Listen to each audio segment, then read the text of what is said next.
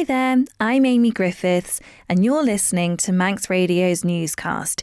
And on this episode, we're talking about the construction industry and some of the issues attracting apprentices. I started by talking to Brendan Downey from BDC Limited. So we're a contractor on the island, BDC Limited, and Rosie from Belburton, we work closely with them quite a few projects, and she invited us up to give our input on our thoughts on the apprentices. And what are your thoughts? I think, to be honest with you, it has sort of lost its edge a little bit, the construction industry. When I left school, it was very much everyone, the buzzword was it was construction, everyone was earning vast amounts of money, it was really exciting, so that's what brought me into it. But now I think, from what I'm told, younger people are very much drawn to the gaming sector, sort of influencing things like that, and that seems to be the real trend. So I think we need to probably up our game a little bit and put it back out there how beneficial the industry can be. I mean, it's been very good to me, my family. So yeah, I think it's just lost its edge a little bit, but I think with a little bit of joined up approach, we can definitely bring it back. And do you think it's difficult in today's day and age to try and sell manual labour as well, because it's not always easy? I do. I think it is, because it has got that stigma around it of being, you're going to get your fingers worked to the bone, but the industry has evolved a lot, and as health and safety's caught up, there's a lot more thought to how things can be done without as much manual labour, and you're looking at methodology to reduce that sort of work and give things a little bit more thought and make things easier, safer, and obviously less hard on people's bodies, because you can be in the industry for sort of 50 years and you need to look after yourself, really. Yeah. It's a long time, so it is definitely improving all the time. And do you hire any apprentices yourself? At the moment we haven't got any, regrettably, but we've put several through over the years. We've been going for about 12 years and we've put 3 through, and they're all still in the industry. Some of them have moved on to other companies, and others have worked up and are still within the firm but now in managerial roles, and we are open to apprentices, and to be honest it's a little bit disappointing that we haven't seen more younger people here today, because we would have liked to have met a few more younger people, but maybe this is the start of something quite exciting, and we can maybe have another one of these maybe when term time's on, and maybe do it in school perhaps, so that we've got a captured audience as opposed to getting them to come out of town maybe. What is the reason for not having an apprentice? Is it because of sort of circumstances, or is it because of a lack of demand? No, to be honest, we just haven't had many inquiries. So about 5 or 6 years ago, when we were a much smaller company, we used to get a lot more inquiries, which at the time we couldn't fulfil. And now, as we've grown, we've got much more need for apprentices, and we can supply more training, etc. But it just has gone a little bit cold. We don't get I must not have had an inquiry from an apprentice for about 2 years. Wow. which is quite sad, really. And what do you think that says about the future of the industry here on the island? It's quite scary, and I say this all the time to not just the guys that work for us, but to the consultants that we work with, etc.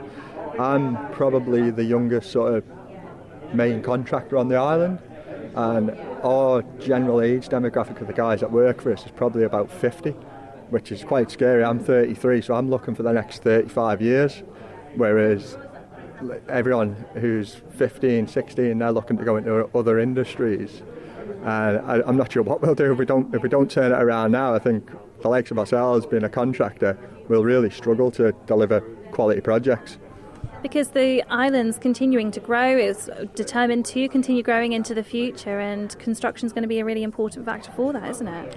It is, yeah. I mean, obviously, as bigger projects come online and as the government are trying to build the population, obviously there's a big demand for housing.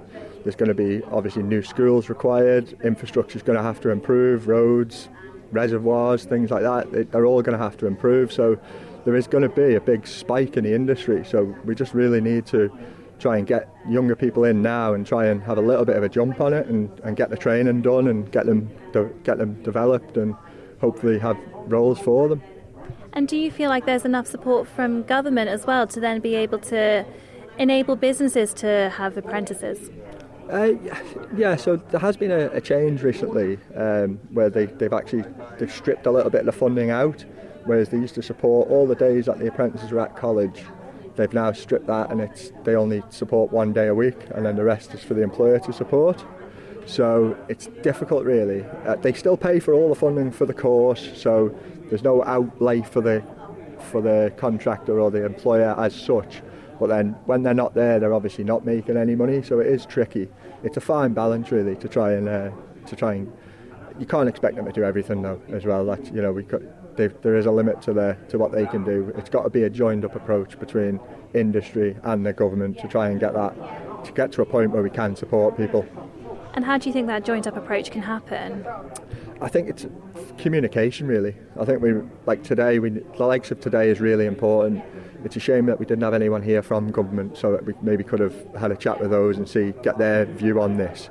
But like I said, I think it's just down to communication and striking a balance between what's fair and obviously what we can do as private employers, essentially, and still obviously keep ourselves in the black. But yeah, I don't know. It's a tricky one, to be honest with you. There's probably quite a few different elements to it. I'm Alex Burnett from Cedar Developments Limited. In the past, it's been very good. Obviously, they're coming out of school, so they're a little bit young. Obviously, going onto a site. I mean, in this time of year at the moment, in the summer months, it's really good. They love it outside, the sun, hopefully the sunshine. And moving into the winter, it's a whole different ball game. But I've come from an apprentice background. I was trained by a local Manx company, and they brought me up through the years through apprenticeships into site management, etc. And then obviously I moved on to my own company.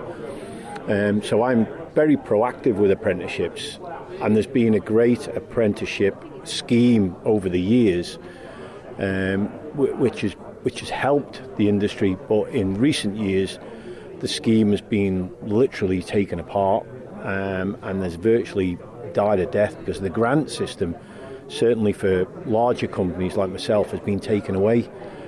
So then that entails that the company itself has to fund the apprentice. In the first year, you go to college for 2 days a week. The company has to pay that, and then you get them onto site and fund that as well. Because obviously, coming onto site, you're not expecting an apprentice to earn a living. They're there to learn. So they're there to stand beside the tradesmen and watch what they're doing and assist them. But there's no assistance for the company per se to allow that apprentice to do it. So I think, listening to the industry out there at the moment, they're standing back now. And I think without apprentices, well, the industry is slowly, the tradesmen are slowly dying away. If you look at the tradesmen now, it's the older tradesmen there, but the younger tradesmen, there's few and far between. When I came through as an apprentice, there was a lot of tradesmen. There was a lot of bricklayers, joiners, all the trades in the industry, and now the numbers are down. I do feel sorry for the younger generation. We do get a lot of phone calls from many different young people looking for positions. We have 3 apprentices at the moment. Whether we're going to continue on with that, I really don't know, because of the cost involved. You know, we're in a tendering process. You're trying to get the best cost you can, the best tender figure you can, and unfortunately that doesn't allow for a substantial amount of money to train the apprentices. And with the government assistance being taken away, I just don't know how it's going to go forward. And the thing is, times are tough for everybody at the moment, and so people can't afford to necessarily invest in apprentices by themselves. Very true. It is. It's expensive, and I can see.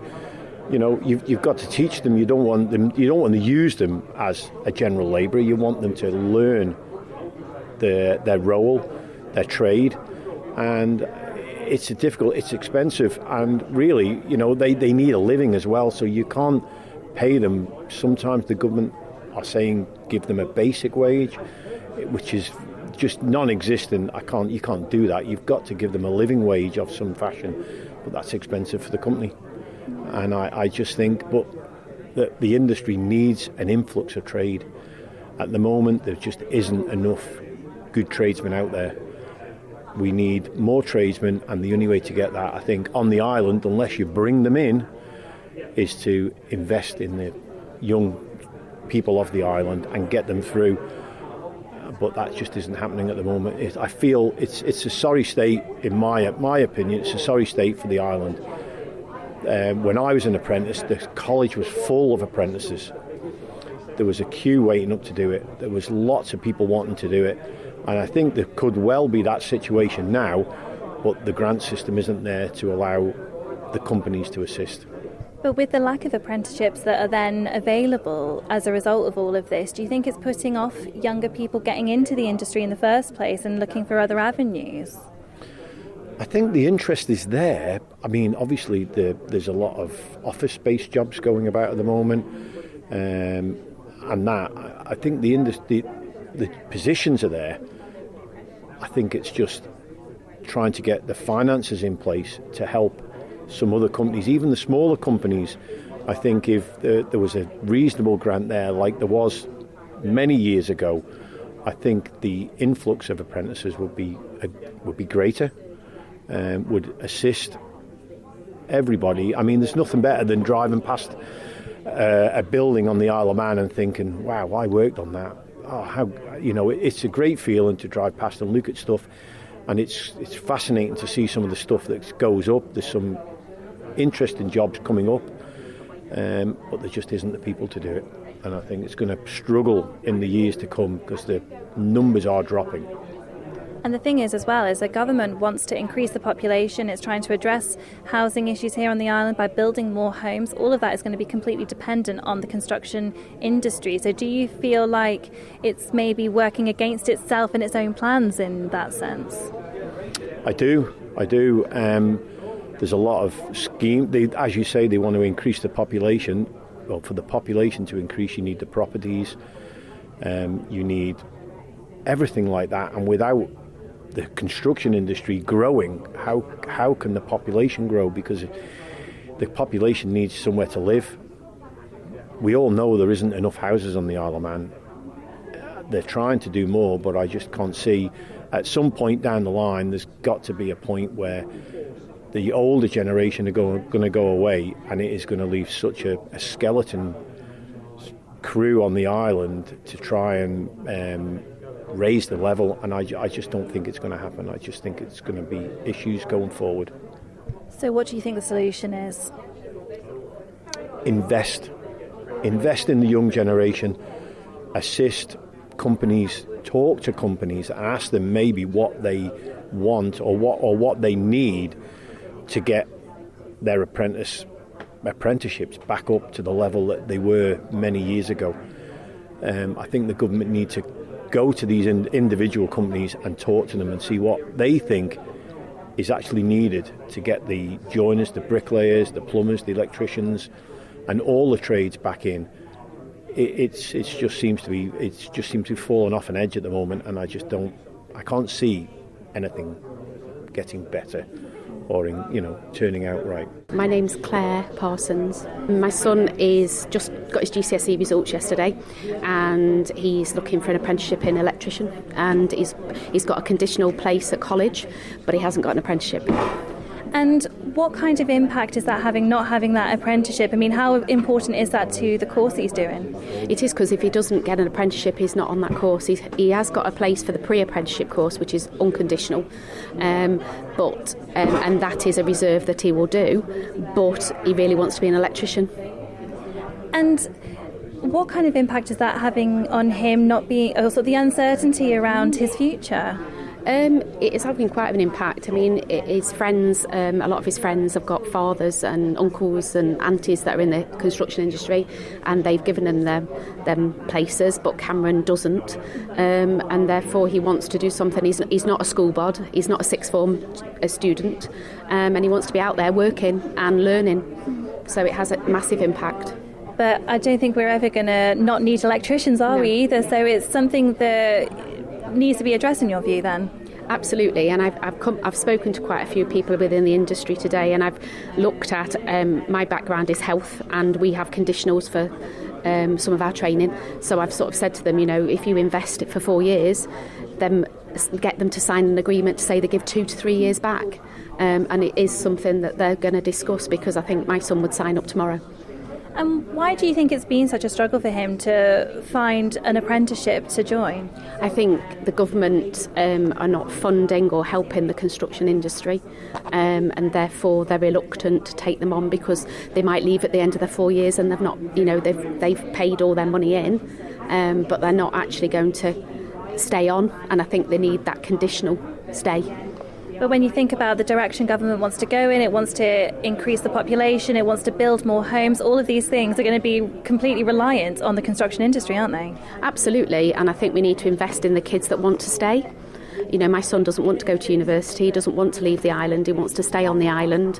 I have one at university, but she still wants to come back. So we need to invest in the future, because the island population is getting older and people are going to retire, and we're not going to have those people joining the industries. So what do you think could be done to better support people to be able to offer apprenticeships to those who want them? I think it's working with the government. The construction board and industry need to work with the government and come to an agreement. But I think that in the interim, I think if these kids had a contract to say, you need to stay with us for 2 to 3 years, then I think they would. Yeah, I think they would. I'm Rosie Manuja. The event that we put on today is just to try and promote the construction industry a little bit and deal with what we're calling a crisis for the apprentices, because there seems to be an awful lot of apprentices this year that have got a position at the college but they can't get employment in the industry. So we're trying to work out from industry what the problems are. So that was the purpose of today, really, to canvass and feedback from the industry to see what we can do to try and help apprentices get employment. And what has some of that feedback been? Well, the feedback's on forms at the moment, so we'll have to go through it all, really. But, the feedback that I've had generally through my conversations with people has been that there's little or no funding for the wages for these apprentices. So in your first year, you might not know how to do anything. You're not supposed to be earning money for these companies, but they're expected to pay you. So I think they need a little bit of financial support there, hopefully from the government, really, because ultimately the government will hopefully get the return from the income tax in the future if these people get skills, because they're going to be earning more money, they're much less likely to be unemployed or end up on the dole one day. So it's imperative, really, isn't it, that we get our apprentices through the door, or there isn't going to be a construction industry in the future. And the thing is as well, it's not cheap to be able to hire an apprentice. One person I was speaking to was saying to hire 3 apprentices, it was costing them £1,000 a week to actually then be able to pay them a livable wage in case they can't live with their parents or whatever their circumstances might be. You're talking 50 grand a year, and for a business, that's a massive amount of money. Well, yeah, and I think some people are potentially living with their parents as well. They possibly don't need a living wage. I'm not saying that that's the right thing, but I'm just saying that the government is actually making it so that they have to pay them a certain amount. But the effect of that is possibly that means employers aren't giving any opportunities out. So I'm not sure that's really working. Construction is going to be so crucial to the future of the island, and government's plans for the island is trying to increase the population, it's trying to build more homes to address the housing issues that we have here. So construction is going to be a really vital part of that. Yeah, construction is always a vital part of your island, because we always need infrastructure and sewage works plants and water treatment plants. So there'll always be major construction works that need doing. But it's vitally important that we keep the skills in the industry here, and more important that we don't lose this local knowledge, because the construction industry, like most industries on the Isle of Man, there's a very local network of people that all know each other. And we all, if I work on a project from 10 years ago, the chances are I know the architect that drew it, and I can probably phone him and ask him for the drawings, and he'd probably send me them, because that's the Isle of Man, and we don't want to lose that local kind of feel as well. So supporting our local kids to get the skills, I think, helps us all as a community to preserve our culture and identity. And how much of an impact has COVID had on the industry and the lasting impact of that? I think COVID had a very detrimental effect on the industry at the time. I think there was a lot of increases in cost on the back of COVID, and I think it's affected our young people massively because their education was affected. I think there's a bit of a lack of self-esteem in some of the young people coming through. I think there's a real major problem with phones at the moment. I fully support these campaigns for limiting, or if it was up to me, I'd make a law to say no kids should have a smartphone till they're 16, because I think our kids should have their childhoods back, because they really do feel like they're robbing them of their childhoods a little bit. And they're also getting exposed to all the stuff that you don't know what they're seeing. So what are you hoping to be able to achieve from today? What are your next steps?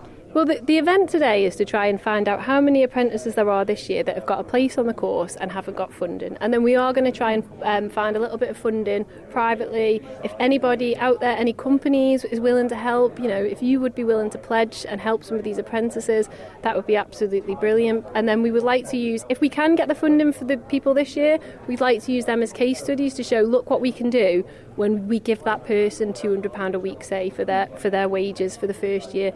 Look at the things that they can learn and what the employer can do with them, as opposed to them having to try and make that person make them money or use them for labouring. They can actually train them. Yeah, because one of the concerns that was thrown to me was that, we're at a risk here of having some of our more experienced tradespeople retiring and then not having enough people to then be able to even train up the younger generations. And is that something that you've heard? Well, yeah, that's going to be a natural phenomenon if we don't get young people coming through. And I know as a quantity surveyor, our door isn't getting knocked down for young A-level students wanting to be quantity surveyors. And I don't actually understand why, because it is a fantastic career. You can start working at 18 and start earning a wage. If you want to do your degree day release all the way through, you can. In 5 years, you won't just be qualified. You'll probably be running sites, you'll probably have quite a lot of responsibility by the time you finish your degree. And you'll find your degree a lot easier if you are working in the industry.